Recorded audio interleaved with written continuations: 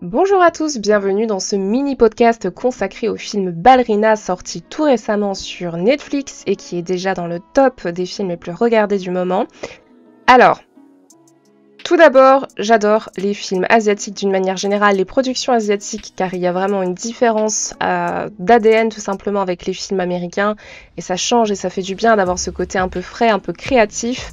Mais néanmoins, il est important de rappeler que niveau qualité, tous les films sud-coréens ne sont évidemment pas des chefs-d'œuvre comme Parasite.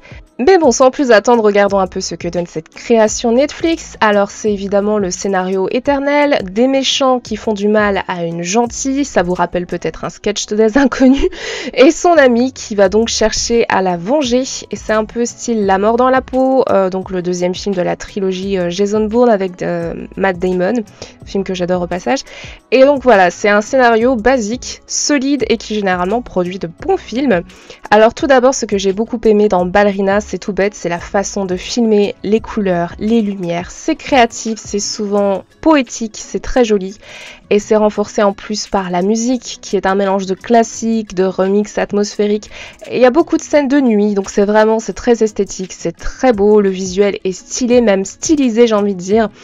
Et cette musique comme ça rappelle un peu l'atmosphère rêveuse qu'on peut retrouver dans le film culte Drive avec Ryan Gosling évidemment.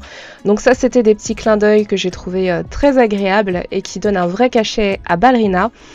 On a aussi un réalisme absolument inexistant dans les scènes d'action notamment, mais d'une manière générale dans Ballerina. Encore une fois, le réalisme n'est absolument pas l'objectif du film, on comprend très vite.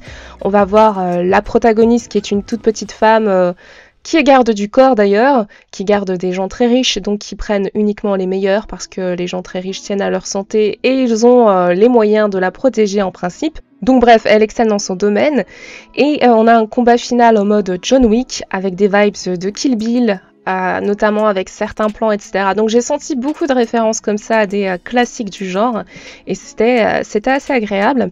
Bon après je les ai peut-être aussi exagérés parce que c'est des films qui m'ont marqué donc j'ai tendance à les revoir dans des productions plus récentes. C'est vrai aussi, c'est dans les deux sens. Il y a ce que le film veut donner comme vibes et il y a ce que nous on ressent naturellement parce qu'on a été marqué par certaines œuvres.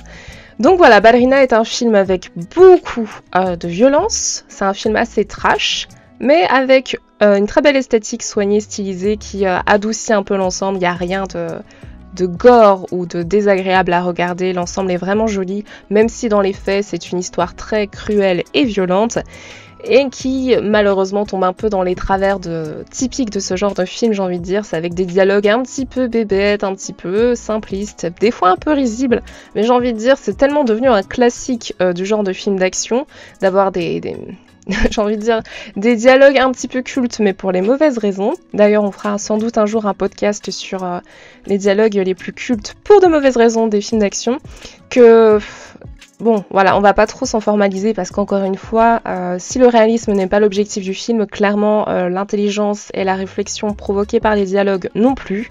Au contraire, c'est un film Ballerina qui est clairement au deuxième degré et qui l'assume. On a des moments assez drôles, assez kitsch tout au long du film, donc c'est assez rigolo. Et ce qui est aussi appréciable avec ce film, c'est que le rythme est rapide, donc il fait à peine 1h30, tout s'enchaîne très bien, il n'y a pas de temps mort, ça c'est aussi agréable. Moi j'adore les films d'action qui sont assez soutenus, je n'aime pas m'ennuyer dans un film d'action. Et en revanche, on peut souligner l'originalité, la créativité côté esthétique, mais alors pas du tout d'un point de vue global, que ce soit tant au niveau du scénario, des dialogues, des personnages. L'écriture d'une manière générale est très moyenne, et c'est un film en réalité qui souffre, je pense, surtout de son manque d'ambition. Alors, on l'a mentionné, il y a des références plus ou moins directes à beaucoup de films classiques du cinéma d'action américain. Et c'est potentiellement des sources d'inspiration, mais en dessous de tous ces modèles en fait. C'est ça le problème un peu de Ballerina, c'est qu'on va être poussé à comparer, mais ça va toujours être en défaveur de Ballerina, puisque les films qui ont pu l'inspirer, même très indirectement, sont plus qualitatifs, ou en tout cas resteront davantage, je pense, dans les mémoires des spectateurs que Ballerina, qui sera assez vite oublié, malgré des bonnes choses, et notamment un visuel très agréable. Donc voilà, au final, c'est un film sans ambition, un peu ambiance téléfilm, et qui est quand même agréable à regarder, qui se visionne très rapidement, en 1h30 sans temps mort, donc c'est quand même assez sympa pour voir un film d'action un peu différent, un peu original de par ses origines sud-coréennes, mais sans trop de prétention. Donc voilà, c'est tout pour ce retour consacré à Ballerina. N'hésitez pas à me donner en commentaire vos films d'action favoris et à me dire si vous aussi vous avez perçu des références à d'autres classiques du genre action. Et en attendant, on se retrouve à très vite pour une prochaine vidéo consacrée à un film, à une série et surtout, prenez soin de vous!